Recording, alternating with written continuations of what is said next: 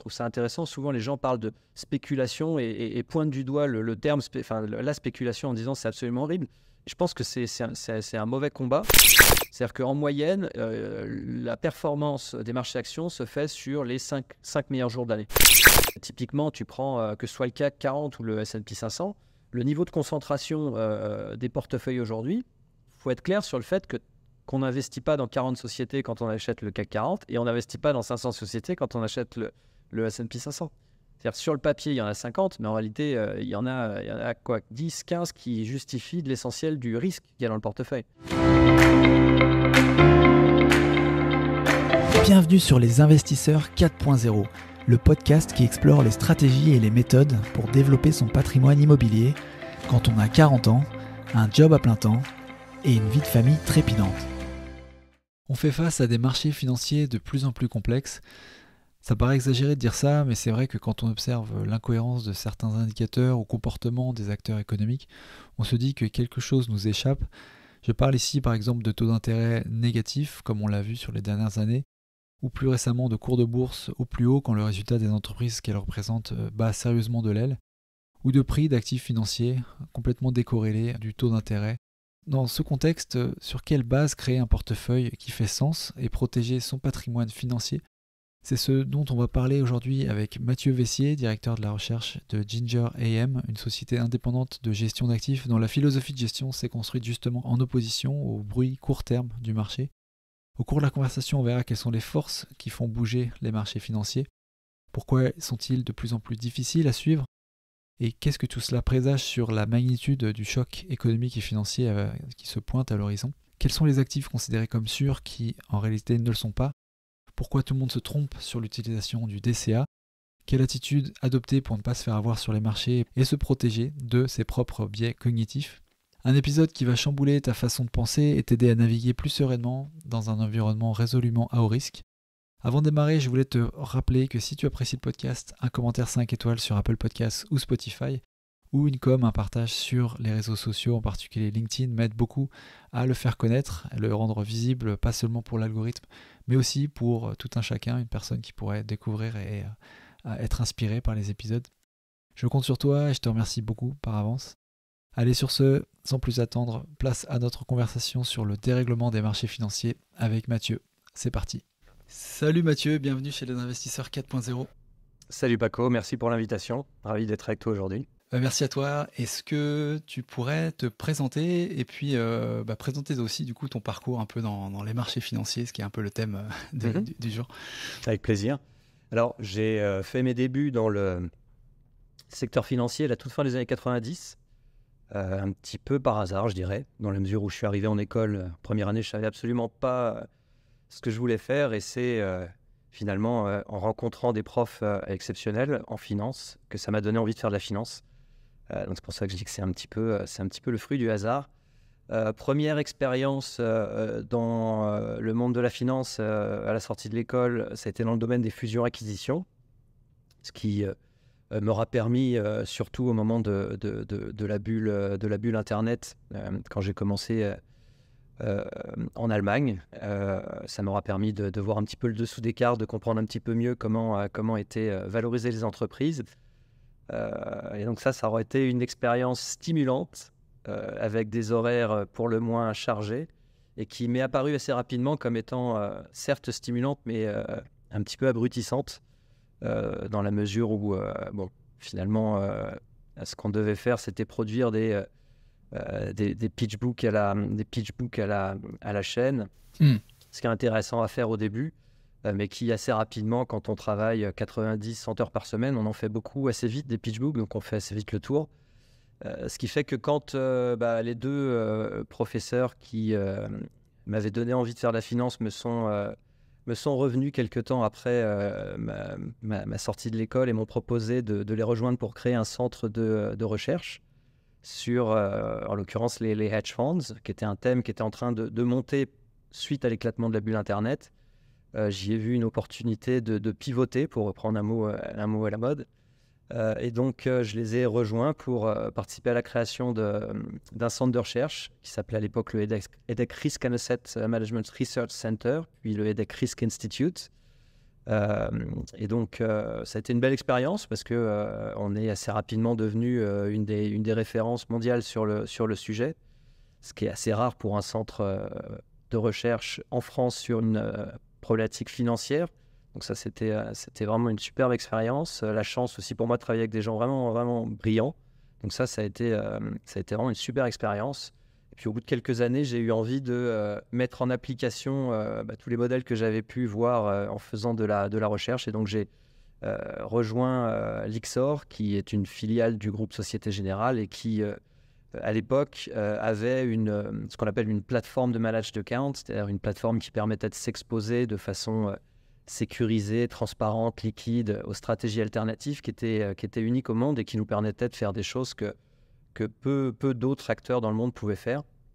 Donc ça a été vraiment très chouette parce que du coup, ça m'aura permis de me balader un petit peu partout dans le monde pour voir des investisseurs, des fonds de pension, des fonds souverains, des grosses compagnies d'assurance, des sociétés un petit peu partout et surtout pour rencontrer aussi ceux qui, à l'époque, étaient parmi les meilleurs gérants au monde dans les différentes stratégies qu'on dit alternatives, c'est-à-dire des stratégies qui permettent non seulement de parier à la hausse sur les marchés, mais qui peuvent aussi, le cas échéant, permettre de parier à la baisse de certains titres, permettre d'aller sur des outils qui sont un petit peu plus complexes. Donc ça a été un superbe laboratoire d'observation, je dirais. Et ensuite est arrivé l'épisode Kerviel, début 2008, puis Bear Stearns, puis Lehman, et puis l'esprit de start-up qu'on pouvait trouver chez Lyxor à l'époque, petit à petit s'en est allé. Et après la crise des dettes souveraines européennes, à la fin 2011, l'été 2011, j'ai commencé à avoir eu envie de retrouver une expérience un petit peu plus entrepreneuriale, et c'est pour ça que j'ai ensuite rejoint Ginger, et donc je suis aujourd'hui directeur associé de Ginger, qui est une société de gestion d'actifs, c'est-à-dire qu'on gère de l'argent pour compte de tiers, donc pour des investisseurs aussi bien institutionnels que particuliers, c'est-à-dire qu'on peut accéder à notre gestion au travers de fonds qui sont éligibles au PEA, au PER, à l'assurance vie. Et une société qui est indépendante, ça c'est important de le préciser, c'est-à-dire que le capital est détenu à 100% par les associés de la société de gestion. Donc c'est un point qui est important parce que ça fait partie des éléments qui permettent d'aligner les intérêts entre les investisseurs et les gérants, dans la mesure où un investisseur, s'il n'est pas content de nos services, n'investira pas chez nous ou enlèvera son argent. Et nous, on ne peut finalement gagner de l'argent que si les investisseurs sont satisfaits du service et qu'ils restent investis chez nous, qui nous confient leur argent. Donc ça permet un certain alignement. Et donc je suis aujourd'hui effectivement, après un petit peu plus de 20 ans, si je suis rentré par hasard sur le secteur de la finance, j'y suis un petit peu plus 20 ans après, à trouver ça de plus en plus passionnant à mesure que je creuse la matière. Sur Ginger en particulier, on en reviendra sur le modèle et l'approche qui est assez particulière, et je pense qu'il mérite qu'on s'y penche un peu. Juste en préambule, par rapport à ton profil, à ton parcours, du coup, le fil rouge, tu dirais c'est quoi? Parce que sur l'aspect FUSAC, fusion-acquisition, c'est assez simple. Voilà, tu étais en mode recherche, présenter des pitchs, donc les points forts dans le but de combinaison auprès d'entreprises qui veulent se marier, avec les investisseurs aussi. Sur la partie plus hedge fund, et puis après avec les decks risk management, est-ce que c'était plus ton rôle était plus tech, ou plus toujours quand tu parles de recherche, tu peux nous emmener plus précisément à quel était ton rôle dans ces fonctions? Oui, absolument. Non, l'idée en fait, ça a été ce que j'ai essayé de faire, c'est de garder tout au long de ma carrière un pied ancré dans la pratique et l'autre dans la théorie, pour me permettre à chaque étape de comprendre, je dirais, les limites des différents modèles qui peuvent être utilisés. Typiquement, c'était absolument passionnant pendant la bulle Internet de voir comment, avec des modèles d'évaluation traditionnels, on arrivait au mieux à des valeurs le plus souvent qui étaient nulles. Parce qu'on nous demandait finalement d'actualiser des free cash flow qui étaient négatifs, parfois jusqu'à perte de vue. Et donc, on arrivait de toute évidence à la limite d'un système, et qu'on a été obligé de repenser un certain nombre de choses, et ce qui a pu d'ailleurs donner lieu à des dérives qu'on a pu reconnaître aujourd'hui. Et ensuite, quand j'ai travaillé sur les hedge funds, c'était un petit peu la même logique. C'est-à-dire que On utilise des modèles pour construire des portefeuilles, on parle de diversification, on parle d'optimisation de portefeuille et souvent on utilise des outils sans forcément comprendre les hypothèses sous-jacentes, sans forcément comprendre ce que ça signifie et on embarque sans souvent en avoir conscience des biais qui peuvent avoir des effets délétères par moment, quoi. Et donc l'enjeu c'était justement ça, c'était d'essayer à chaque étape de mettre en pratique un certain nombre de choses, de voir dans quelle mesure ce qu'on voyait en théorie était applicable, quelles en étaient les limites, comment on pouvait les modifier, ces modèles, pour qu'au final, ces outils qui doivent nous permettre de comprendre la façon dont le monde fonctionne soient les plus pertinents possibles. D'accord, parce que ça, c'est le côté un peu vertueux, et on va le voir sur la partie Ginger également. Mais en même temps, quand on parle de hedge funds et puis les outils que tu mettais à disposition des gérants de hedge funds justement dans cette activité-là, les hedge funds, on a l'impression communément que c'est quand même en fait parier à la hausse ou à la baisse, et donc il n'y a pas forcément cette envie. C'est plutôt cette envie d'avoir la valeur juste, mais plus de faire du gain sur ce qui peut être par exemple de la valeur fictive ou tu vois. Et c'est là que Là tu mets le doigt sur un point qui me semble absolument essentiel de comprendre quand on veut investir sur les marchés financiers. Le premier, c'est ce que disait Oscar Wilde: le cynique connaît le prix de chaque chose mais la valeur de rien. Et donc il faut être clair sur le fait que le prix que l'on peut observer sur le marché, c'est la vérité de l'instant, ni plus ni moins. C'est le point auquel se sont rencontrés les acheteurs et les vendeurs. Et il suffit que l'équilibre entre acheteurs et vendeurs soit modifié pour une raison ou une autre pour que le prix bouge. Donc le prix est complètement indépendant de ce qu'on appelle généralement la valeur intrinsèque, qui est la valeur théorique de la société, celle qu'elle est censée valoir. Le problème qu'on a, c'est que cette valeur n'est jamais observable. Et c'est toute la difficulté de la gestion. Et c'est la raison pour laquelle il est aussi difficile d'améliorer son processus de prise de décision, puisqu'à aucun moment, on est capable de valider avec une certitude de 100% que l'on ne s'est pas trompé quand on a pris une décision, même quand le marché est allé dans sa direction. C'est ça qui est génial. Donc c'est pour ça qu'il est absolument essentiel de comprendre que le prix, ça n'est que la vérité de l'instant, ni plus ni moins. Et que cette vérité peut différer demain et après-demain. Mais ça, quand tu l'expliquais aux gérants notamment, est-ce qu'ils entendaient ça justement? Parce que eux, est-ce que c'était aligné avec leurs intérêts, eux, tu vois? Est-ce que tu trouves? Alors, pour être clair, moi à l'époque, quand je travaillais chez Lyxor, j'investissais chez ces gérants, c'est-à-dire que j'avais typiquement je pouvais avoir un fonds de pension néerlandais qui, dans le cadre de sa stratégie de diversification, souhaitait s'exposer à d'autres formes de stratégies. Et il nous confiait une part de ses encours pour que nous, on les investisse dans des hedge funds. Et donc pour nous, les hedge funds, les gérants de hedge funds, c'était le plus souvent des spécialistes de leur secteur ou de leur stratégie.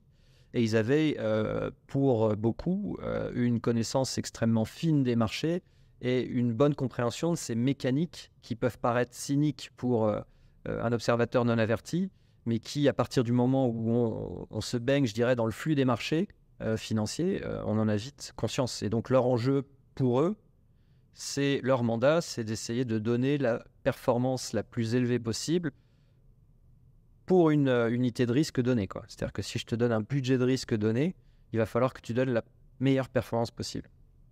Et c'est d'ailleurs toute la difficulté qu'on a aujourd'hui quand on aborde des problématiques en lien avec l'ESG, avec la durabilité, avec l'impact, où se pose la question de savoir quel est le mandat qui a été donné en premier lieu aux gérants chez qui on a confié de l'argent. Et c'est là où il faut être très clair sur les priorités et ce que ça représente potentiellement comme coût d'opportunité d'introduire des contraintes ou des objectifs en termes de durabilité ou d'objectifs ES ou G, quoi. Mmh. Et alors, le mandat que tu avais dans ce cadre-là, du coup, c'était délivrer de la performance, pas forcément délivrer... c'était ça en priorité, quoi, j'imagine. Alors, il faut replacer les choses un peu dans le contexte. On est milieu des années 2000. La vague de l'ESG, le tsunami est pas encore là. On commence à avoir des problématiques. Moi, les premières problématiques que j'ai eues, et c'était hyper intéressant parce que pour le coup, je te donnais à l'instant le cas d'un fonds de pension néerlandais, c'est un cas réel. Et on a eu dès 2006 des problématiques de ce type, puisqu'ils se sont retrouvés dans un cas précis, qui est une société qui s'appelle Ahold, aux Pays-Bas. Et il se trouve qu'il y a eu tout un tas de sujets sur les pratiques, notamment en termes de renvoi et de plans sociaux. Et qu'on s'est rendu compte à l'époque que le principal actionnaire ou un des principaux actionnaires était un fonds de pension du pays. Et donc, c'est posé la question de savoir est-ce qu'un fonds de pension d'un pays est censé investir dans une société qui va massivement renvoyer des gens, etc., etc. Donc ça a vraiment été les tout débuts de ces réflexions et qui, à l'époque, étaient extrêmement difficiles à mener dans la mesure où on n'avait absolument aucune transparence sur ce que faisait le gérant. Ça, c'était un peu la difficulté, le hedge fund, c'est d'où la difficulté à l'époque et d'où l'intérêt d'avoir une plateforme comme celle qu'avait pu développer Lyxor à l'époque, qui permettait d'avoir cette transparence et qui permettait de vérifier sur pièce que le gérant faisait ce qu'il disait et qu'il disait ce qu'il faisait et qu'il était bien dans le cadre de son mandat. Ce qui n'était pas nécessairement le cas à l'époque. Et ce qui est encore aujourd'hui pas toujours le cas, même sur des fonds connus, quoi. Ouais, tout à fait. Non, et puis tu fais bien de recontextualiser. Enfin, l'attrait, l'appétit des gens, des investisseurs et des fonds pour ce genre de considération, il est vraiment naissant, quoi. Il n'existait pas il y a encore quelques années. Donc. Et je pense qu'on est un point intéressant sur ce sujet. On va commencer à toucher du doigt le sujet de façon un peu plus sérieuse, c'est-à-dire qu'on va commencer à réfléchir sur quel est l'objectif déjà quand on intègre des contraintes de type extra-financier, avec que ce soit du E, du S et du G. Quel est l'objectif ? Est-ce que c'est de paraître beau aujourd'hui en montrant des beaux scores, ou est-ce que c'est de contribuer à la transition du système socio-économique qu'on connaît aujourd'hui, dont on entrevoit les limites et qu'on aimerait voir petit à petit converger vers un système plus durable ? Et à ce moment-là, la stratégie n'est pas tout à fait la même. Et les avantages et les inconvénients pour les investisseurs, pas non plus tout à fait les mêmes, en termes de performance, en termes de liquidité.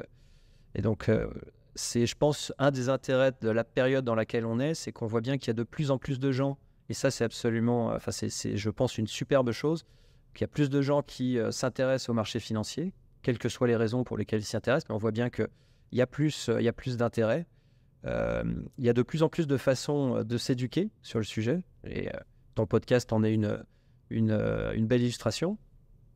Et ce qui fait qu'on commence à être un petit peu plus au fait d'un certain nombre d'enjeux qui nécessitent d'avoir une masse critique pour qu'on puisse véritablement avoir un impact au niveau du système pris dans son ensemble, quoi. Ouais, tout à fait. Ouais, c'est ça qui va driver le truc finalement. De toute façon, c'est l'intérêt des investisseurs, des particuliers qui font après bouger là-haut, quoi. Absolument. Et surtout d'y aller en conscience. C'est-à-dire qu'avoir conscience qu'il y a, je veux dire, on ne peut pas avoir la crémière, le beurre, l'argent du beurre. Il y a des objectifs qu'il faut prioriser et on ne peut pas optimiser toutes les dimensions. Et donc, il faut être clair sur quels sont ces objectifs pour qu'on puisse ensuite les assumer et puis évaluer les uns et les autres à la lumière des objectifs qui étaient fixés. Il faut que tout le monde soit d'accord sur l'objectif commun.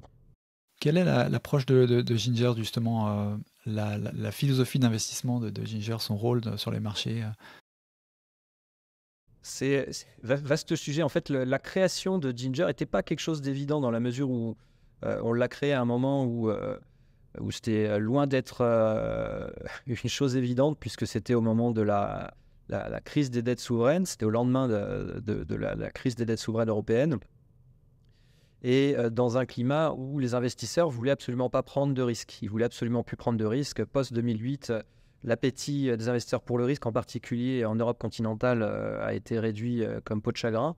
Et donc nous, ce qu'on voulait montrer, c'est qu'il était encore possible de prendre des risques de manière raisonnée, c'est-à-dire en les comprenant, et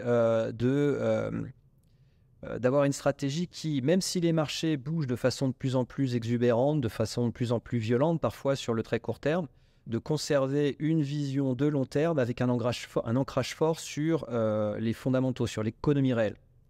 Et pour ça, il fallait développer un certain nombre de modèles pour nous permettre de filtrer le bruit, si tu veux, puisque les marchés aujourd'hui, si tu appliques, ou en tout cas quand on a décidé de lancer Ginger, on était tous dans une impasse. C'est-à-dire que quand on appliquait les modèles classiques qui avaient cours à l'époque et qui aujourd'hui encore en cours, on pouvait expliquer 30-40% des mouvements du marché. C'est-à-dire qu'on était obligé de se contenter d'une petite partie de contrôle sur ce qu'on était censé contrôler entièrement. Et donc, on a essayé de comprendre ce qui avait pu changer dans les marchés, ce qui pouvait expliquer que 45, 50, 60% des mouvements qu'on pouvait observer échappaient complètement au modèle traditionnel. Et donc, on a redéplié, finalement repris les choses à la base pour essayer de comprendre ce qui se passait. Et on a développé un certain nombre de modèles justement pour filtrer toutes ces pollutions et pour pouvoir redonner du sens au marché et permettre aux investisseurs de se reprojeter dans la durée. Et alors, sur le site, on parle de forces mécaniques justement qui polluent les marchés financiers. Est-ce qu'on peut revenir un petit peu et je pense qu'on parle là de choses qui récemment n'ont pas été logiques, comme les taux négatifs, le prix du pétrole. Voilà. Oui, absolument. En fait, je pense que plus le problème est complexe, plus il est important pour essayer de le comprendre, de revenir à la base et de se poser la question de qu'est-ce qu'un marché financier. Un marché financier, de façon triviale, c'est de la même manière que tous les marchés qu'on peut trouver un peu partout en France et en Navarre, c'est un endroit où vont se retrouver des acheteurs et des vendeurs pour s'échanger en l'espèce sur les marchés financiers. Ce sont des risques qu'on s'échange.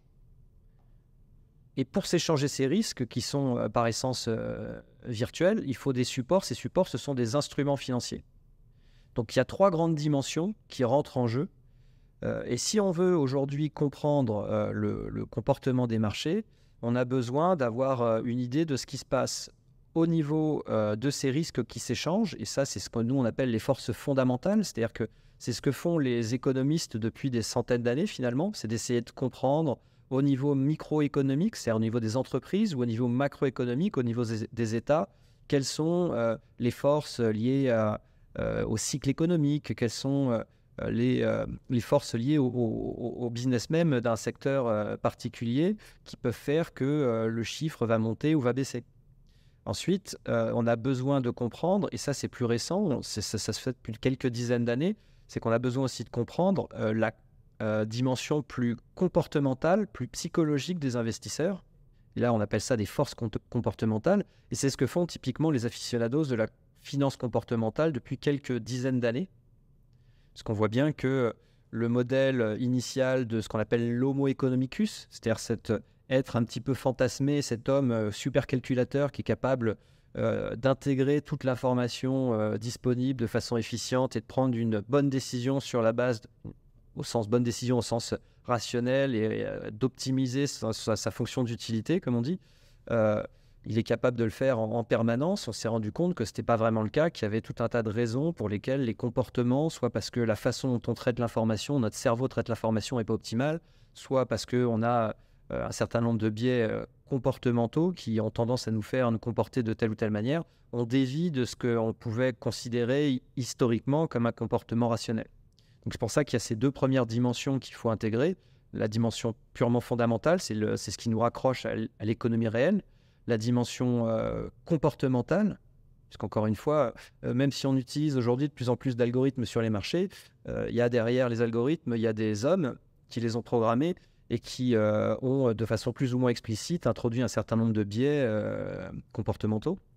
Et la 3e dimension, là où typiquement Ginger est parmi les pionniers sur le sujet, c'est la dimension, comme tu le disais, mécanique, qui consiste cette fois-ci à décortiquer les produits qui sont échangés sur les marchés et qui, de plus en plus souvent, vont induire des mouvements sur les marchés qui échappent complètement aux 2 premières dimensions que j'ai mentionnées. C'est-à-dire qu'ils ne sont pas du tout de nature ni fondamentale ni comportementale, mais pour des raisons purement mécaniques, vont avoir tel ou tel impact sur le marché.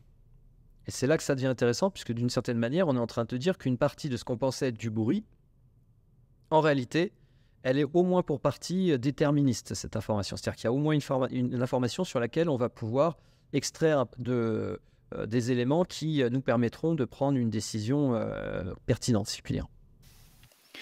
Dans cette 3e partie, qui est la plus peut-être abstraite ou difficile à cerner pour les gens, est-ce que, moi j'ai dans l'idée qu'on parle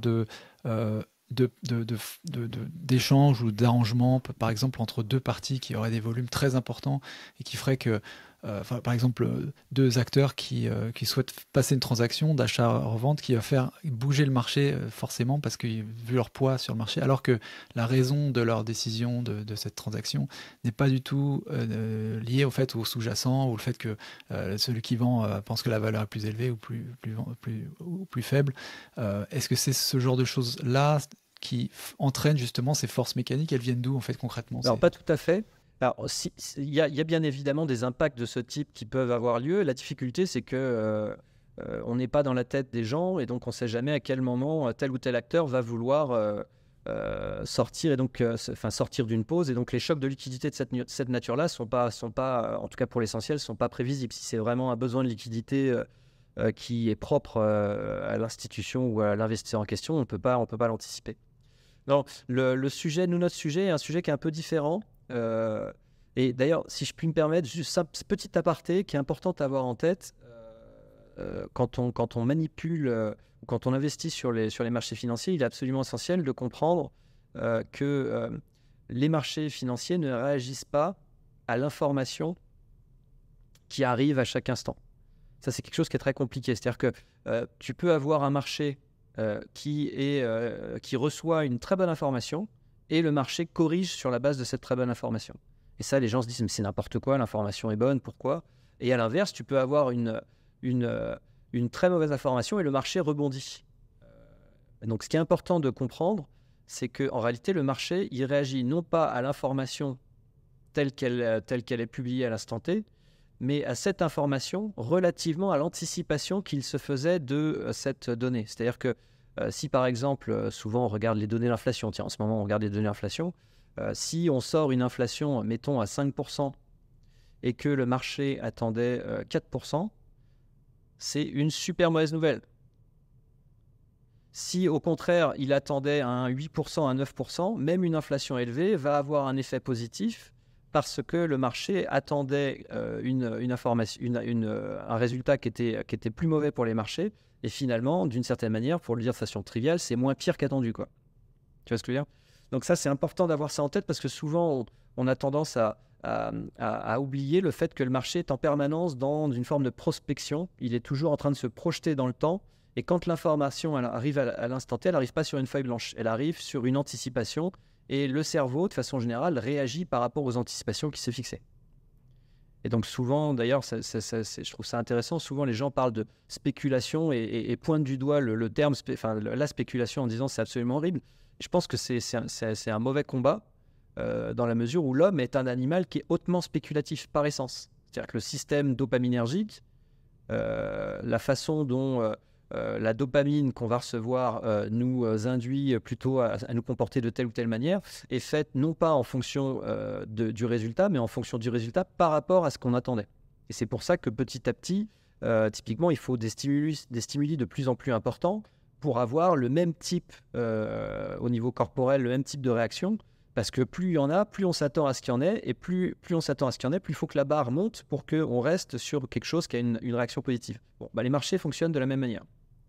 Bon, c'était une aparté, mais ça c'est important parce que ça explique aussi beaucoup pourquoi on a souvent sur les marchés des mouvements qui sont assez brutaux et assez inattendus quand on les analyse uniquement à la lumière de ce qui est sorti comme information à l'instant T. Voilà. Alors je reviens à ta question maintenant. Nous, ce qu'on observe en fait, c'est plutôt d'essayer de comprendre la nature des produits qui sont échangés sur les marchés. Il y a eu un changement absolument radical par rapport à ce qu'on pouvait observer typiquement dans les années 50 ou 60. Ça paraît loin, mais en réalité, c'est là que la plupart des modèles qui sont aujourd'hui encore utilisés prennent leur source. Donc c'est important de comprendre ça parce qu'un certain nombre d'hypothèses faites dans les modèles qui sont utilisés étaient pertinentes dans le contexte dans lequel les modèles ont été proposés, le sont beaucoup moins aujourd'hui dans le contexte dans lequel on est aujourd'hui. Et un des changements radicaux qui est intervenu sur les marchés, c'est la façon dont les risques s'échangent sur les marchés. C'est-à-dire que dans les années 50, dans les années 60, on s'échangeait, je voulais prendre du risque, j'allais acheter des actions. Je faisais un certain nombre de recherches, je regardais les comptes des entreprises, j'allais acheter telle ou telle entreprise. Ça prenait un certain temps, l'information qui était disponible dans le marché se diffusait lentement dans le marché. Et du coup, on avait une sorte de diversification naturelle dans le temps, puisque tout le monde n'avait pas la même information au même moment, tout le monde ne l'analysait pas de la même manière, et donc l'impact sur le marché était diffus. Aujourd'hui, l'essentiel des mouvements sur les marchés, ils ne se font pas via les actions ou les obligations, ils se font via des produits dérivés. Et donc la plupart des acteurs, en particulier les gros acteurs, parce que c'est beaucoup plus facile à opérer, vont avoir tendance à garder leur position et à couvrir la position, c'est-à-dire à garder, mettons, s'ils ont des actions, ils vont garder leurs expositions aux actions et la couvrir avec des options ou avec des futurs, attendre de voir ce qui se passe et en fonction de l'évolution des marchés, éventuellement enlever leur position action s'ils pensent qu'il faut vraiment réajuster et s'ils pensent qu'ils ont ils ont surréagi, ils vont enlever la position qu'ils ont construite avec des produits dérivés. Et ça change fondamentalement la façon dont les marchés opèrent.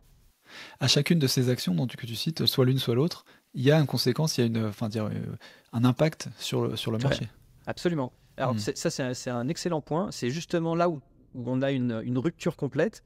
C'est-à-dire que quelqu'un qui, parce qu'il a fait des analyses, se dit « je vais acheter telle société », décide d'acheter la société, il va avoir une fois un impact sur le marché le jour où il achète la société. Quand au contraire, au lieu d'acheter une action, on achète une option sur la même société, par exemple, ou sur un indice, là, ce qu'on fait, sans s'en rendre compte, on est en train de déléguer la gestion de cette poche à une banque.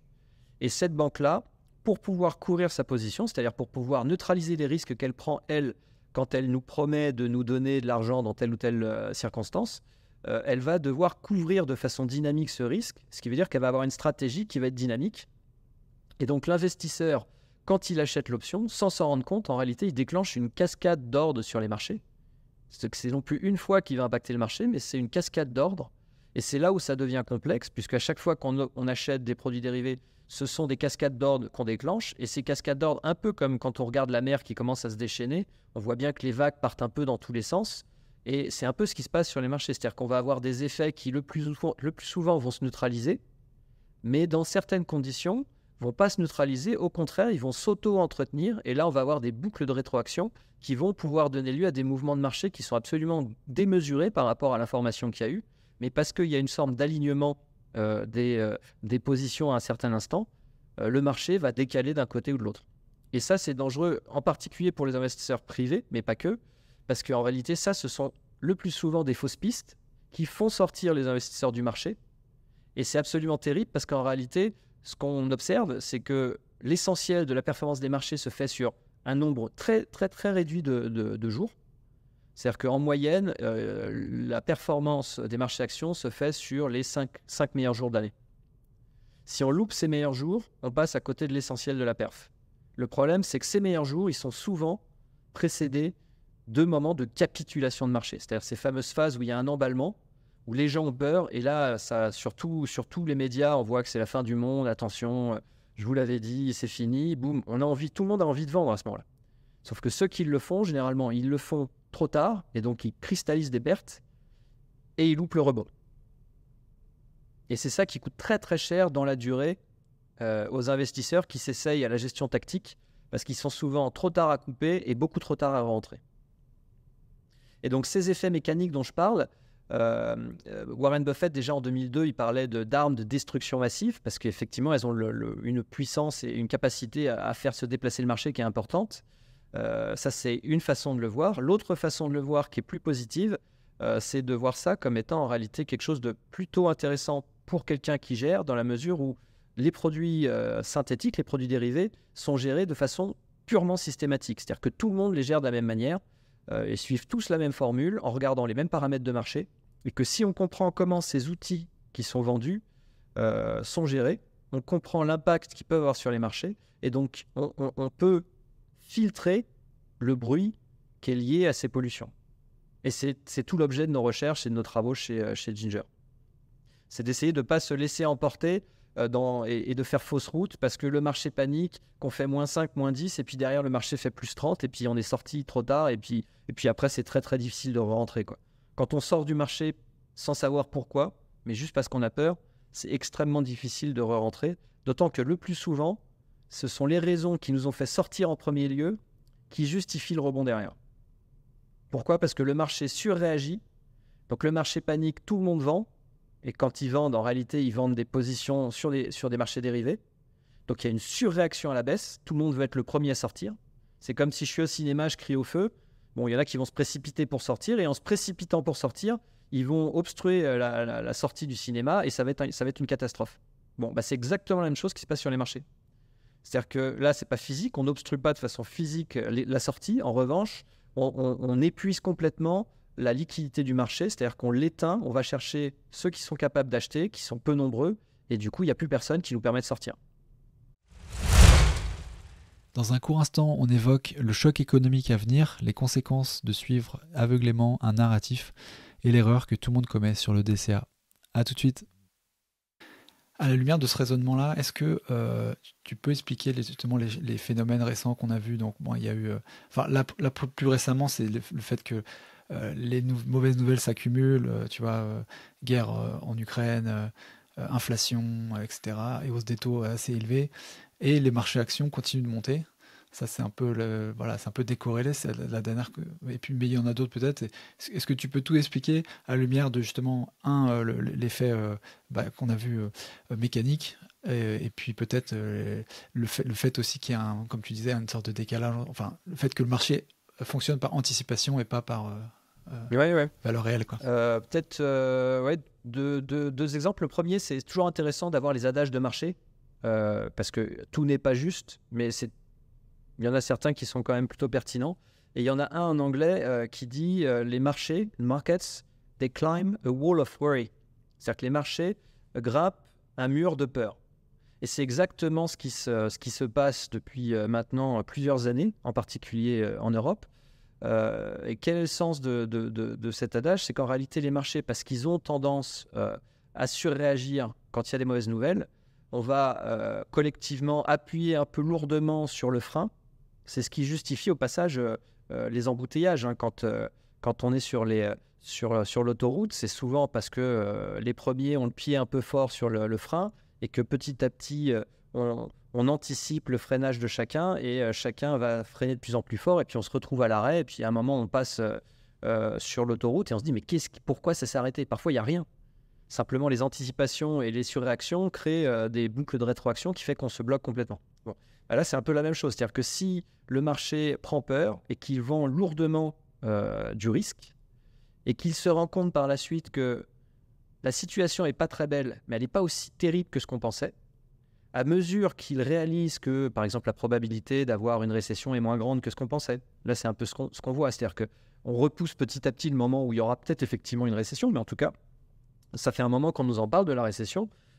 Déjà fin 2019, en fait, on devait rentrer en récession. Puis finalement, on a repoussé un peu la chose. Puis bon, on a eu après la Covid, et puis après, il y a eu des injections. Et puis finalement, on repousse. Et à mesure qu'on repousse, ce qu'on avait anticipé comme étant très très mauvais, finalement est moins mauvais. Et parce que c'est moins mauvais, en fait, on est en train de racheter des positions vendeuses.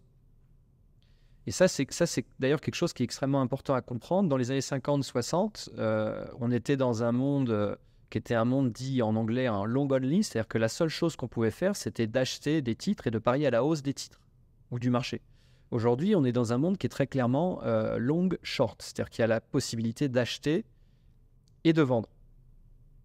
Mais ça veut dire une chose, ça veut dire que les marchés, ils peuvent monter non seulement parce qu'il y a plus d'acheteurs, mais ils peuvent aussi monter parce qu'il y a moins de vendeurs.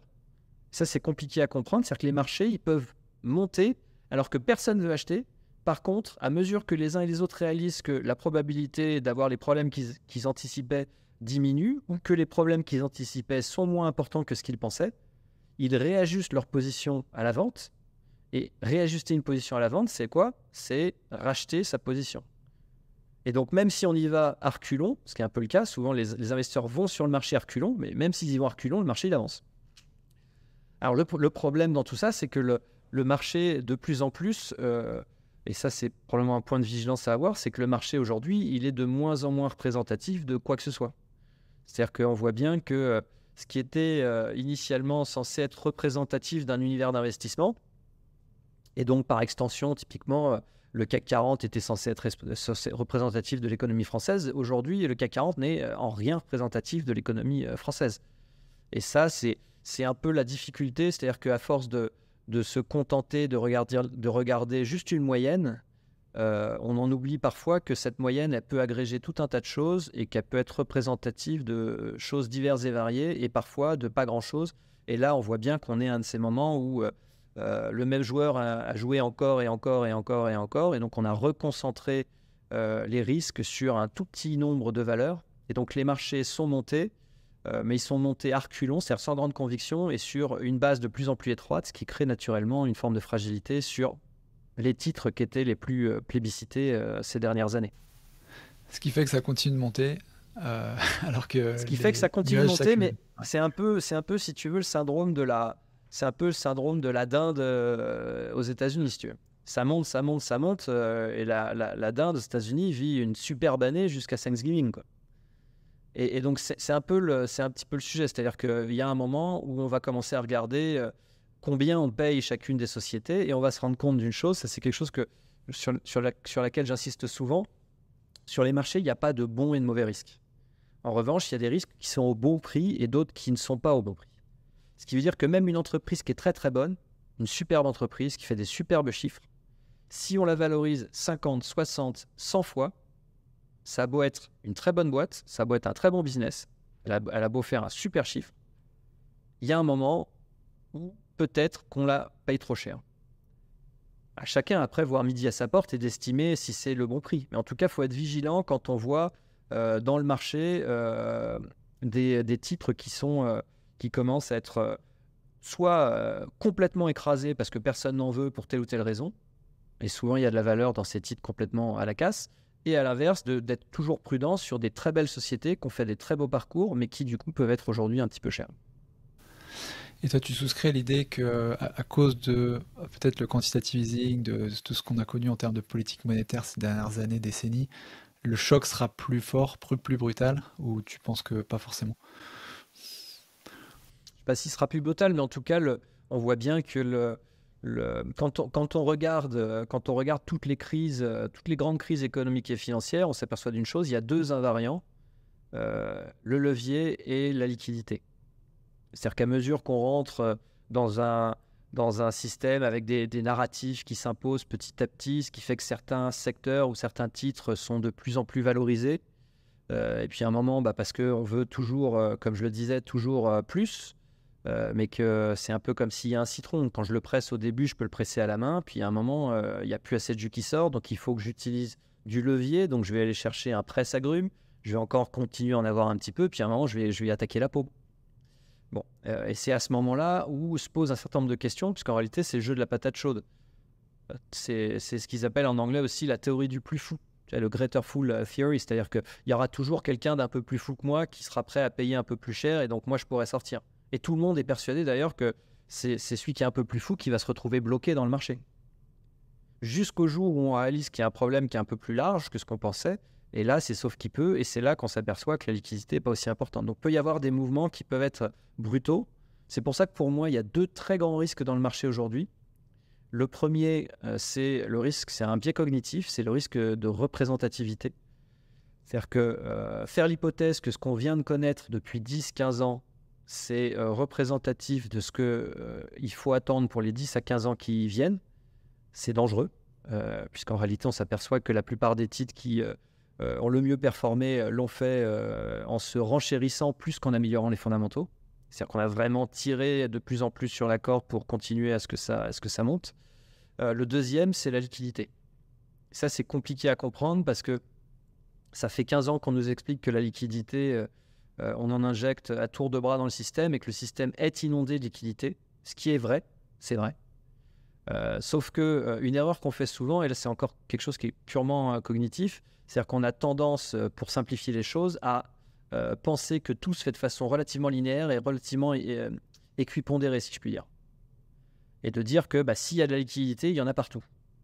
Sauf qu'on le voit bien, comme souvent, tous les phénomènes, qui soient de nature physique, sociale, biologique, se concentrent. On voit qu'il y a quelques nœuds, ces fameuses lois de Pareto ou les lois de puissance dont on parle, c'est-à-dire que les phénomènes se concentrent sur un nombre de nœuds relativement restreint. Et là, c'est le souci qu'on a, c'est-à-dire qu'il y a des endroits où la liquidité n'est pas forcément aussi importante que ce qu'on pourrait imaginer. Et d'ailleurs, on commence à le voir, mais ça, c'est pas nouveau. Je veux dire, depuis 2019, il y a tout un tas d'éléments qui montrent qu'il y a des stratégies où on a peut-être été un peu loin. Là, on regarde, par exemple, on en parle un petit peu plus maintenant, mais ça fait 3-4 ans que c'est un secret de polichinelle. Dans l'immobilier, on voit bien que les fonds ils ont un peu tiré sur la corde. Donc là, on commence à avoir un certain nombre de problématiques. Il y a d'autres stratégies qui sont dans le même cas et qui font partie des stratégies qu'on a très largement poussées, en particulier auprès du public retail. Donc c'est pour ça que c'est important d'avoir conscience de ça. C'est la liquidité, ça a l'air de rien. Mais toujours là, je pense qu'il y a une règle de base, une question qu'il faut se poser, c'est avant de rentrer dans une position, c'est contre-intuitif, mais avant de rentrer dans une position, il faut déjà penser à la façon dont on va en sortir. Est-ce que tu crois qu'il y a un autre actif, tu parlais de l'immobilier, d'autres actifs qui étaient raisonnablement considérés comme sûrs, conservatrices, et qui, à cause du manque de liquidité, justement, de problème de liquidité, finalement ne l'est pas autant? Sachant que là, la liquidité, juste pour le définir de façon un peu triviale, sans rentrer d'ailleurs dans les détails, la liquidité, c'est quoi? C'est un déséquilibre entre l'achat et les acheteurs et les vendeurs. C'est-à-dire que si à un moment, il y a beaucoup plus d'acheteurs que de vendeurs, il y a un problème de liquidité qui fait que l'ajustement se fait sur le prix. Et c'est là que le prix part très très vite jusqu'au ciel. À l'inverse, quand il y a beaucoup plus de vendeurs que d'acheteurs, il y a un moment, pour aller retrouver des acheteurs, il faut baisser le prix. Et là encore, on a tendance à penser que l'évolution se fait de façon linéaire, mais quand on rentre dans des dynamiques un peu plus tendues, les ajustements sont beaucoup plus que linéaires. Ça corrige beaucoup plus rapidement. Donc, tout ça pour dire qu'il suffit de regarder de façon générale là où tout le monde est allé de façon massive au même moment pour se dire qu'il y a un sujet. Je veux dire, les gens ne vont pas tous au même endroit juste par le fruit du hasard. Ils y vont parce qu'on a organisé on a channelé, on a redirigé les flux vers des actifs. Et il se trouve que le marché, il a une capacité d'absorption d'ordre qui est limitée. On l'a vu par exemple il y a quelques temps sur l'ESG. L'ESG, même si on a toutes les meilleures intentions du monde, s'il y a un vivier d'entreprises qui sont capables d'accepter les capitaux et que ce vivier est trop petit par rapport à une masse d'encours, il va se passer quelque chose de très simple, super nouvelle. Les prix vont exploser quand on va acheter, puisqu'en fait le problème de liquidité, l'absence, la rareté des sous-jacents fait que les quelques sous-jacents qu'il y a, ils vont voir leur prix exploser parce qu'il va y avoir de la demande. Donc ça se passe très bien quand ça monte. Mais en fait, il y a une forme de symétrie, c'est-à-dire que ça va bien jusqu'au moment où ça va moins bien. Et qu'il y en a certains qui se disent, ça vaut quand même un petit peu cher, c'est peut-être un petit peu tendu, et ils commencent à sortir. Quand ils commencent à sortir, là, le modèle se grippe, et donc on voit bien que ce qui était censé surperformer, surperforme plus, et puis les gens demandent des comptes, et puis ils se rendent compte que ça sous-performe, et on se retrouve avec des investisseurs qui sont allés au mauvais endroit pour les mauvaises raisons, et qui paniquent quand ils réalisent ce sur quoi ils sont assis, ils sortent, et les prix s'effondrent. Et ça, on le retrouve sur tout un tas d'actifs. Je veux dire, les encours ont explosé sur l'immobilier, mais ça, c'est un biais très français. Les encours ont globalement explosé sur le private equity et il y a le même type de problématique. Voilà, le private equity, il va falloir, comme dans tous les actifs qui ont connu une très très belle période et qui ont été pour le coup inondés de liquidités et qui, pour pouvoir investir ces liquidités, ont dû aller au-delà de leur zone de confort, parfois très loin. Au-delà de la zone de confort, il va falloir être extrêmement sélectif dans les choix. C'est-à-dire qu'on va avoir vraisemblablement des moyennes qui vont être de performance qui vont être un peu plus basses, voire sensiblement plus basses qu'avant, et avec une dispersion qui va être monstrueuse. D'accord, ouais, donc il faut vraiment suivre plutôt, si on veut analyser les risques de liquidité, c'est suivre finalement les mouvements d'offre-demande qui peuvent être très forts et qui traduiraient forcément des excès au-dessus ou en dessous, en tout cas, de la valeur qui est fondamentale de l'actif. Ouais. Alors, ce qui n'est pas simple, c'est qu'on vit aujourd'hui à une époque où les réseaux sociaux et la technologie font qu'on est tous complètement inondés d'informations. Et très clairement, on est tous en surcharge cognitive en permanence. Je veux dire, notre cerveau, il a été câblé pour avoir la capacité de traiter peu d'informations, puisque l'essentiel du temps où l'homme s'est développé, il manquait d'informations. Donc on est en permanence en surcharge cognitive, et donc on est en proie en permanence à toutes les stratégies qui viennent exploiter nos biais cognitifs. Et il y en a un qui est extrêmement puissant, qui est le biais de halo.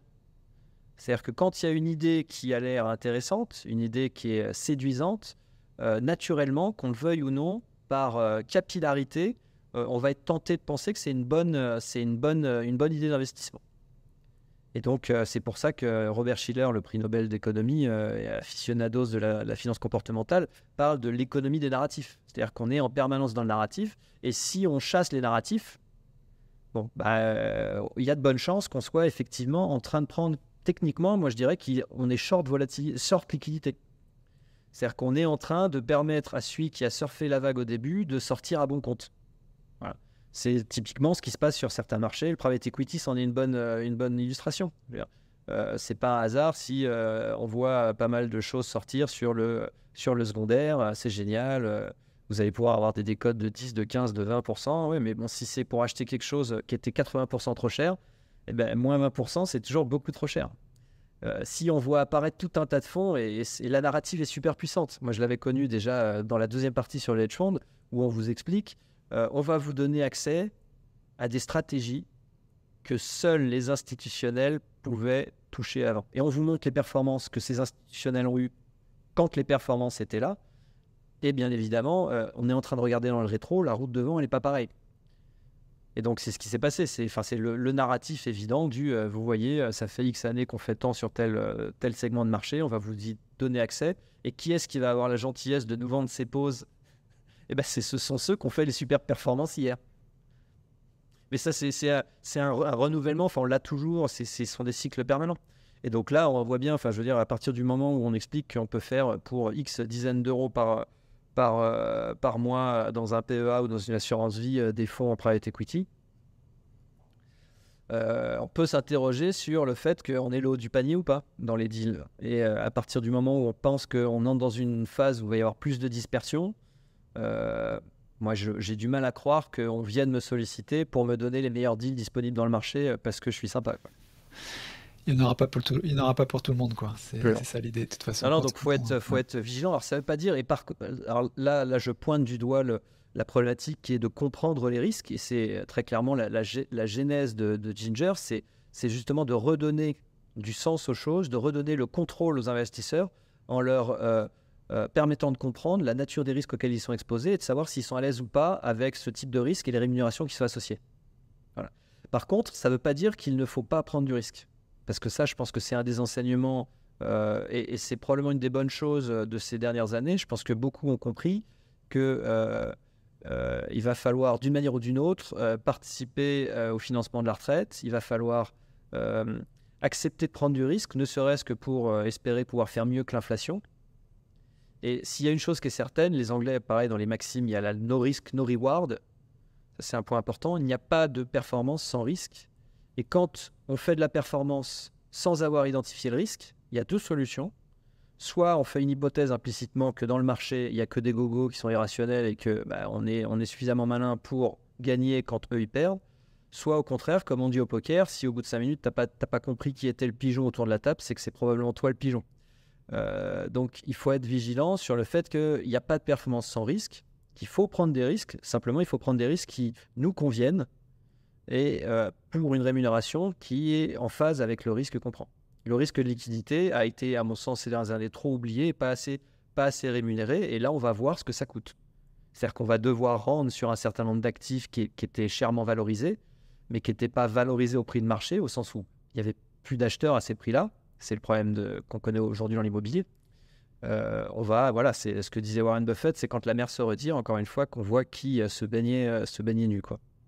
Je voulais revenir sur l'approche de Ginger et que tu as appelé tout à l'heure, de rendre justement une sorte de conclusion raisonnablement optimiste qui semblait dire que on va dire, le mauvaise nouvelle, c'est qu'il y a de plus en plus de ces forces mécaniques qui offrent des influences beaucoup plus fortes, mais de l'autre côté, on a un pattern, on a une façon de procéder dans ces forces qui nous permettent de les neutraliser. Je trouvais que moi, je partage pas forcément cet optimisme parce que, et je vais te dire pourquoi, c'est mon interrogation actuellement, c'est que tu ne penses pas que d'un autre côté, tout ça c'est contrebalancé par le fait qu'on a l'intelligence artificielle d'un côté qui va encore plus accélérer tout ce qui est un peu mécanique et au service de ces marchés. On a un intérêt des investisseurs et une appétence pour le risque qui n'est pas forcément, et tu citais les problèmes des réseaux sociaux non plus, qui renforcent peut-être ça. Est-ce que dans ce contexte-là, et c'est un peu ma provocation pour toi là aujourd'hui, est-ce que dans ce contexte-là, dire que on va rechercher l'analyse fondamentale? Est-ce qu'elle a encore un intérêt?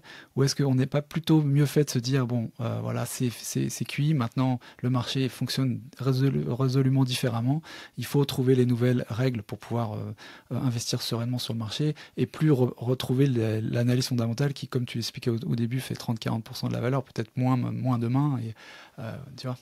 Ouais.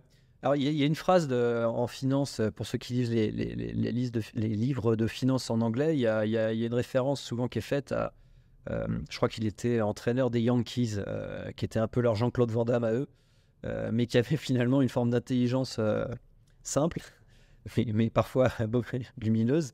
Et il a une phrase qui me fait rire, qui dit que quand on ne sait pas où on va, on risque de ne pas y arriver.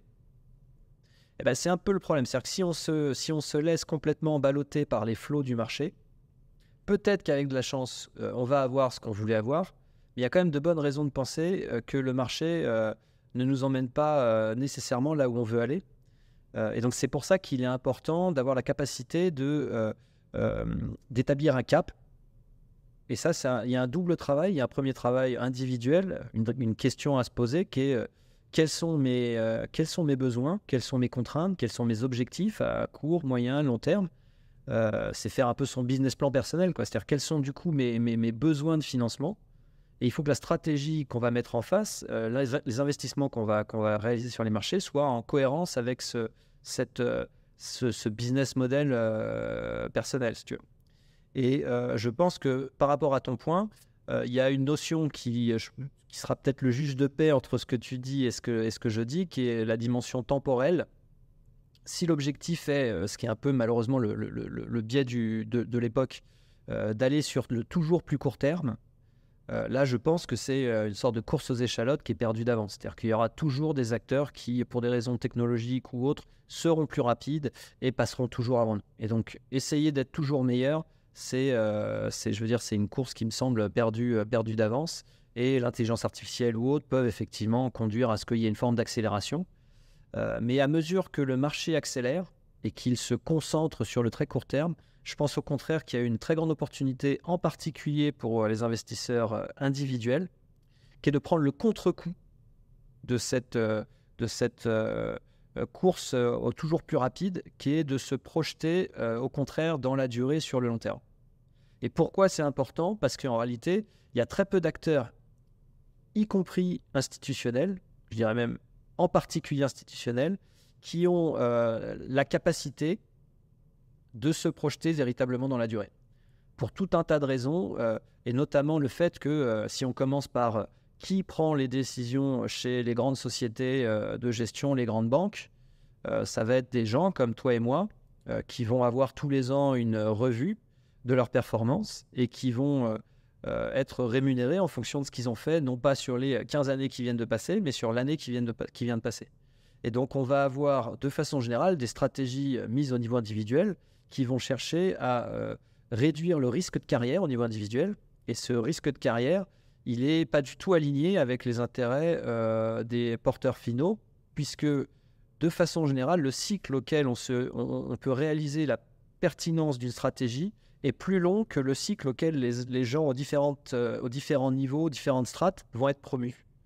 Et c'est à mon sens une des raisons pour lesquelles ces dernières années, il y a eu autant de private equity, autant d'immobilier, autant d'infrastructures qui ont été vendues par beaucoup sur les marchés, puisque c'est plutôt commode dans la mesure où ça permet de vendre un produit à quelqu'un qui, le jour où on fera le bilan, on ne sera plus de l'autre côté de la table et donc on ne sera pas comptable du choix qu'on a pris. Et donc, je pense que ça, c'est pour un individu qui connaît son aversion ou son appétit pour le risque, qui connaît les objectifs qu'il peut avoir à court, moyen, long terme, il sait dans quelle mesure il peut accepter le fait que le marché bouge sur le court terme, et donc il a la capacité d'aller là où les autres ne vont pas.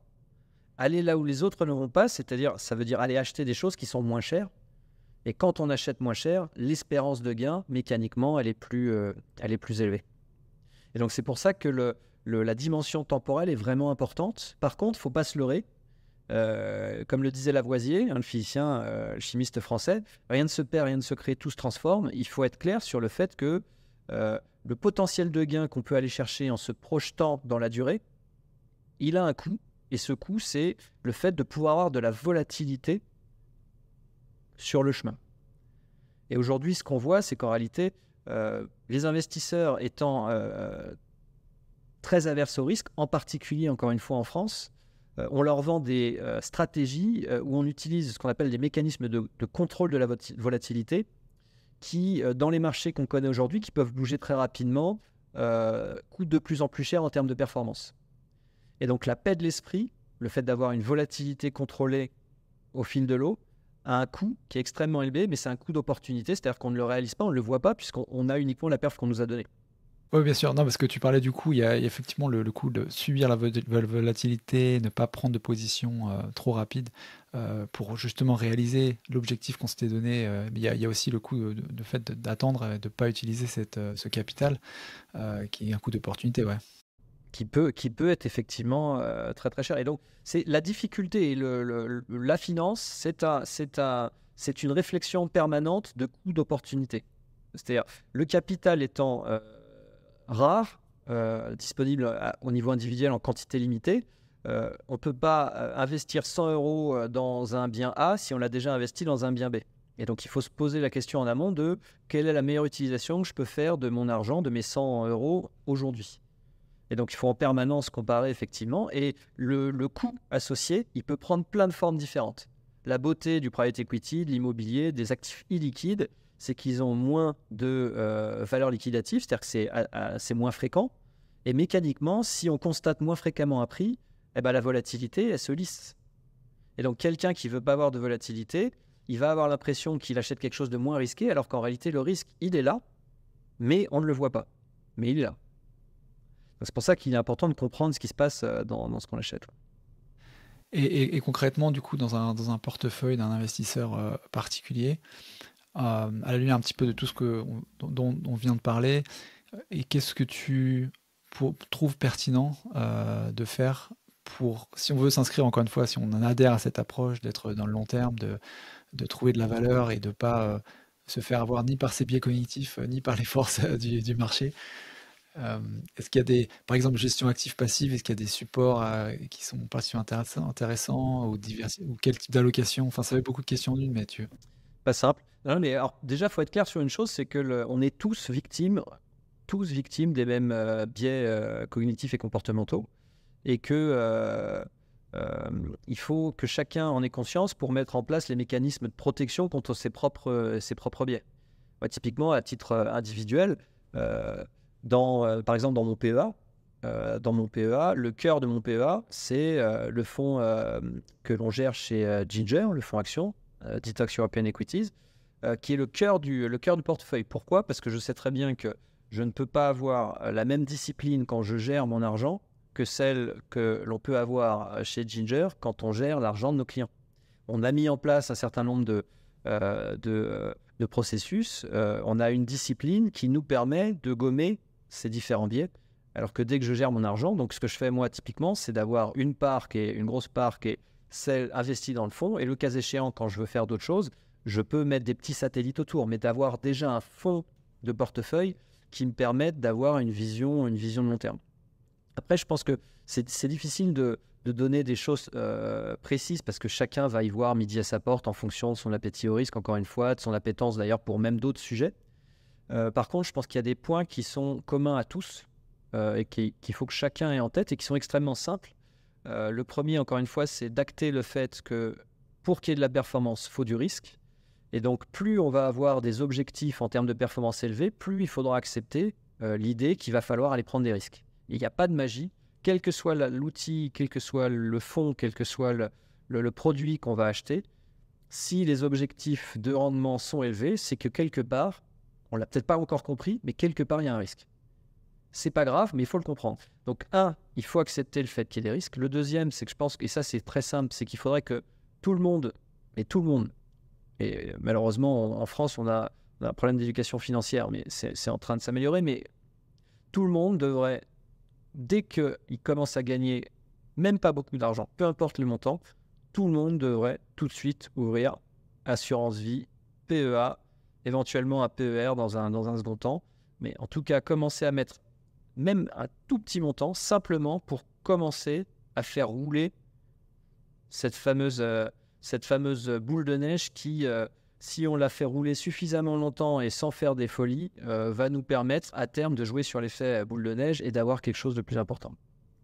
Donc, commencer le plus tôt possible pour acter et mettre, comme tu le disais, il faut un programme d'investissement, c'est-à-dire qu'il faut régulièrement, sans se poser de questions, régulièrement rentrer un petit peu de risque dans le portefeuille pour que, bon an, mal an, quand le marché monte, quand le marché baisse, on rentre par moment à des bons prix, on rentre par moment à des moins bons prix, mais que sur la durée, on continue à en mettre parce que sinon, ça va faire toujours la même chose. On va vouloir en mettre plus quand les marchés ont monté et que les espérances de gains futurs sont faibles. Et on va vouloir sortir quand on vient de se prendre une perte et qu'au contraire, les espérances de gains sont élevées. Donc ça, c'est important. Commencer le plus tôt possible. Accepter du risque. En mettre régulièrement. Une façon de mieux supporter le risque, je le disais tout à l'heure, pour les actifs illiquides qui ont du coup des valeurs liquidatives qui sont moins fréquentes, ça apaise de moins voir. Le problème, c'est qu'aujourd'hui, le numérique est absolument génial, ça nous permet d'accéder à plein de choses, mais dans le même temps, on a joué à fond le jeu de la gamification et on a des notifications en permanence. Et ça, c'est le pire du pire. Je veux dire, ça fait stresser n'importe qui. Moi, je me prends parfois des pushs et je me dis, mais je le sais, mais pour autant, même si je le sais, ça m'énerve. Et en fait, quand ça énerve, c'est la fameuse... on ressent une sorte de besoin de faire quelque chose. Et c'est pas dans ces moments-là qu'on fait les choses les plus pertinentes. Donc, il faut, une fois qu'on met de l'argent, il faut s'assurer qu'on a fait rentrer quelque chose de pertinent, une poche de risque qui est cohérente et d'abonder régulièrement. C'est pour ça, d'ailleurs, il y a un mot qui revient tout le temps et avec lequel je suis pas complètement à l'aise. Parce que, comme le disait un philosophe, mal nommer les choses, c'est mal les penser. Et il y a notamment le DCA. Le DCA, le Dollar Cost Averaging, et qui, à mon avis, est très mal utilisé. Alors, c'est pratique, c'est marketing, mais il est très mal utilisé parce qu'en réalité, ce n'est pas du tout une stratégie pour accumuler dans la durée des capitaux, alors que c'est vendu comme tel. DCA, et d'ailleurs, c'est dans le terme, ce n'est pas du accumulating, le A, c'est du averaging. Et donc, en réalité, cette stratégie n'a de sens que sur du court terme et pour rentrer en portefeuille une position sur la base d'un argent qu'on a à l'instant T, et de savoir, je vais le découper en plusieurs petites sommes pour pas être complètement sensible au mouvement du marché. En revanche, c'est pas du tout la même logique quand on se projette sur des horizons très longs et qu'on est en train d'essayer d'accumuler pour financer sa retraite. Pourquoi ? Parce qu'à partir du moment où on a lancé, donc c'est plutôt des investissements récurrents, il faut plus se poser la question de savoir dans quoi on investit. Or, dans le DCA, la plupart du temps, il est vendu pourquoi ? Pour permettre à des gens d'accéder à des actifs ultra volatiles qui peut-être vont être performants, mais qui peut-être dans 3 mois, dans 6 mois, pour des régions technologiques ou autres, seront complètement à la casse et il faudra passer à autre chose. Et si on continue à acheter sans se poser de questions des actifs aussi spéculatifs, potentiellement, on est en train d'automatiser le fameux achat du couteau qui tombe, ce qui n'est pas forcément une grande idée. Par contre, si on fait la même chose sur, je dis n'importe quoi, le MSCI World ou autre, qui est un truc qu'on ne se pose pas de questions, mais on achète d'une certaine manière, forme de création de valeur globale, bon, il y a quand même peu de chances que toutes les économies du monde tombent au même moment. Donc on peut se dire qu'il n'y a pas forcément besoin de se reposer la question de savoir si le MSCI World existera demain. Donc le DCA, c'est pas la même chose que l'investissement programmé, typiquement. En fait, il faut être clair sur le DCA. Encore une fois, l'acronyme, et c'est une stratégie, c'est d'ailleurs très drôle parce que c'est une stratégie qui a été créée dans les années 40 pour justement, dans un monde où on voyait l'économie et tous les organismes étaient un peu considérés comme des machines bien huilées dont on pourrait connaître et comprendre tous les mouvements. Et dans ce monde très organisé, on s'était dit, tiens, vu que ça bouge, pour lisser un petit peu l'entrée, quand j'ai une somme à allouer à l'instant T, plutôt que de mettre tout de suite, je vais couper comme ça, sur 6 mois, 1 an, je vais lisser mon entrée. Mais c'est une stratégie d'entrée dans la position, ce n'est pas une stratégie d'accumulation de la position. Et ça change tout, parce qu'en réalité, encore une fois, une position dans laquelle on a décidé d'entrer un certain montant à l'instant T, c'est pas la même chose si on fait au fil de l'eau pendant 20 ans, pendant 30 ans, sans se poser de questions, on abonde. Parce que peut-être qu'encore une fois, la super idée que j'ai eue il y a 5 ans, peut-être qu'en fait, elle vaut 0 aujourd'hui.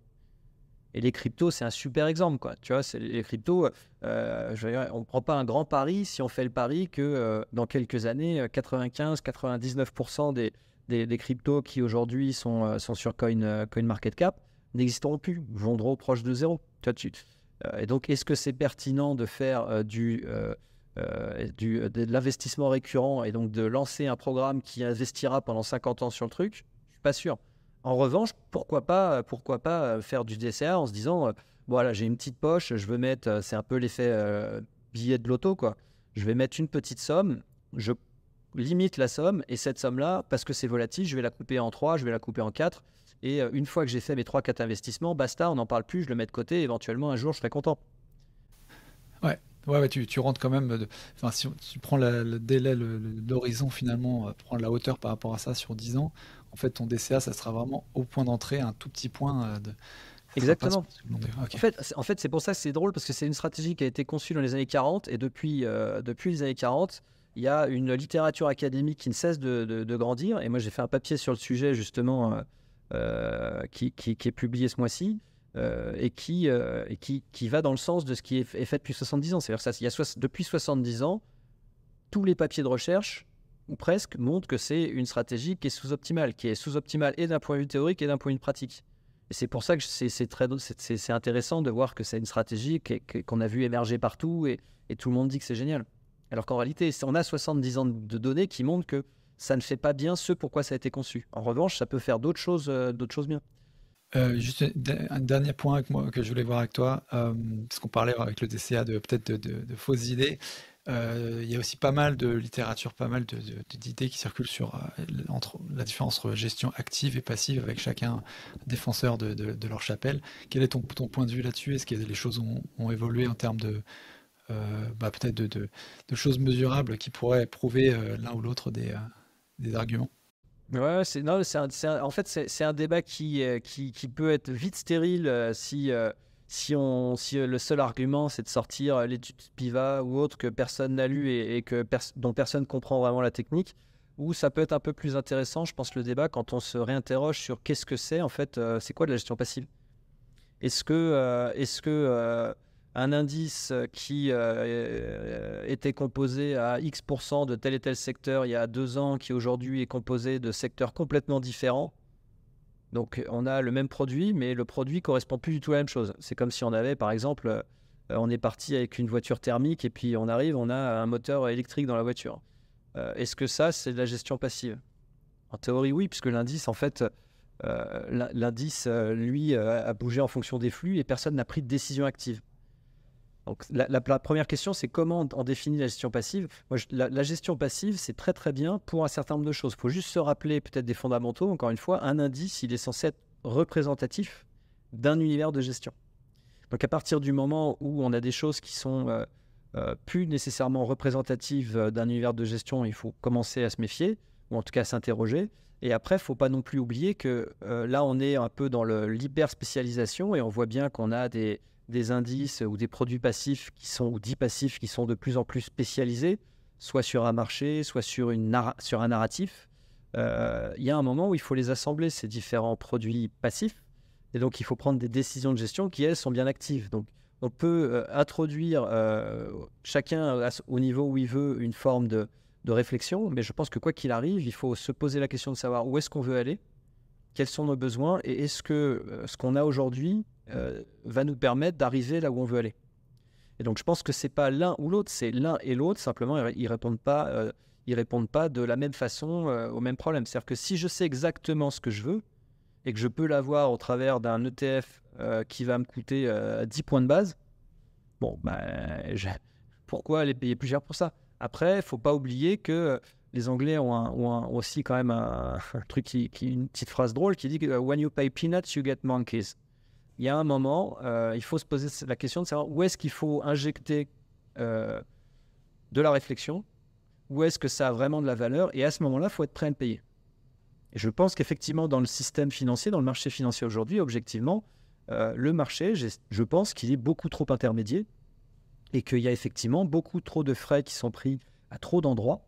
Et je pense que ce serait une erreur, comme je l'entends parfois, de se dire ce qu'il faut regarder, c'est juste le coût. Et en réalité, c'est pas c'est pas une bonne, je pense que c'est pas une bonne réflexion. C'est de savoir de quoi on a besoin, là où est-ce qu'on a de la valeur, et de payer là où il y a de la valeur. Et peut-être, comme tu parlais d'objectifs, il y a quand même plus de certitude quand tu es sur de l'indiciel, a priori. Donc peut-être pour financer des besoins peut-être plus lointains, ou peut-être plus définis, ou peut-être plus sérieux, ou qu'on a moins envie de perdre. Et pour aller chercher de la perf, effectivement, le payer, se renseigner, être un peu plus actif du coup sur cette partie-là, quoi. C'est ça l'idée. Ouais, après, il faut toujours avoir... En fait, quand tu as quelque chose de passif, tu as un produit... Parce qu'en réalité, ce qui est important, quel que soit le produit, actif ou passif, ce qui explique la perf aujourd'hui, c'est les risques qui ont été pris hier. Ça, il faut être clair sur ça. Et donc, c'est pour ça qu'il faut toujours avoir conscience que même un produit passif, il a une méthode de construction, il a toute une méthodologie qui peut introduire des biais et qui vont que tu vas avoir des dérives. Et donc, il est important d'avoir en tête ça, puisque de façon générale, je suis d'accord avec toi, tu as plus de chances que les risques sous-jacents évoluent quand tu achètes un fonds géré de façon active que quand tu as un fonds géré de façon passive. Et donc, l'équilibre global au niveau de ton portefeuille est susceptible de bouger davantage quand tu as des produits actifs que quand tu as des produits passifs. En revanche, c'est pas parce que tu as des produits passifs que les risques en dessous n'évoluent pas. Et c'est pour ça qu'il faut toujours garder, malgré tout, un peu en tête une réflexion sur quels sont les risques que j'ai à la date T. Parce qu'on peut finir par hériter de risques c'est un peu le syndrome de la grenouille qu'on met dans de l'eau et on fait monter petit à petit la température de l'eau. Et ben la grenouille a fini par être ébouillantée. Parce que de façon progressive, elle ne s'est pas rendue compte qu'on atteignait des niveaux qui étaient trop importants. Là, c'est un peu les sujets qu'on a aujourd'hui. C'est-à-dire qu'un indice qui, typiquement, tu prends que ce soit le CAC 40 ou le S&P 500, le niveau de concentration des portefeuilles aujourd'hui, il faut être clair sur le fait qu'on n'investit pas dans 40 sociétés quand on achète le CAC 40 et on n'investit pas dans 500 sociétés quand on achète le S&P 500. C'est-à-dire sur le papier, il y en a 50, mais en réalité, il y en a quoi, 10, 15 qui justifient de l'essentiel du risque qu'il y a dans le portefeuille. Donc, il faut être clair sur et être confortable avec les risques qui sont pris à ce moment-là, quoi. Donc, c'est pour ça que pour moi, le débat est stérile sur l'un ou l'autre. C'est vraiment en fonction. Il faut voir ça comme des outils. C'est-à-dire que les outils, c'est un moyen pour arriver à une fin. Il faut être clair sur la fin, qu'est-ce qu'on veut. Et après, il faut essayer de comprendre quels sont les différents outils et quels sont les outils qui permettent le mieux et de façon la plus efficiente d'arriver aux fins que je me suis fixé. Typiquement, une chose que moi je trouve pertinente et que ce sont des choses qu'on fait nous avec des fonds de pension américains, c'est que eux, ce qu'ils font, c'est qu'ils ont des masses d'argent colossales, mais ils ont une petite partie qu'ils investissent dans des gérants actifs qui leur donnent de l'information, qui leur permet de comprendre ce qui se passe, qui leur donne finalement les moyens ensuite, en tant qu'investisseurs, au niveau de leur portefeuille global, d'ajuster les risques. Parce que tu parlais tout à l'heure de la genèse de Ginger. Nous, on a créé Ginger au début parce qu'en fait, on était troublé par une chose. C'est qu'en réalité, quand on avait un problème, typiquement, tu reprends, pour ceux qui étaient investis, au moment du Brexit, au moment je sais pas, par exemple, on parlait d'événements bizarres. Quand le pétrole est arrivé à moins $40, en fait, il n'y avait personne sur le marché qui sortait et qui essayait de comprendre ce qui se passait. Tout le monde donnait Alors déjà, peu de gens parlaient, et quand ils parlaient, c'était toujours parler quasiment d'une seule voix. C'est-à-dire c'était toujours la même chose. Et du coup, les investisseurs vont tous au même moment, au même endroit, quoi. Nous, ce qu'on a voulu, c'est apporter de la diversité, de la réflexion, je dirais un regard différent sur les marchés pour que chacun puisse, après, à la lumière des informations qu'il a pu récolter, se faire une idée, savoir ce qu'il pouvait faire pour garder le contrôle sur le portefeuille.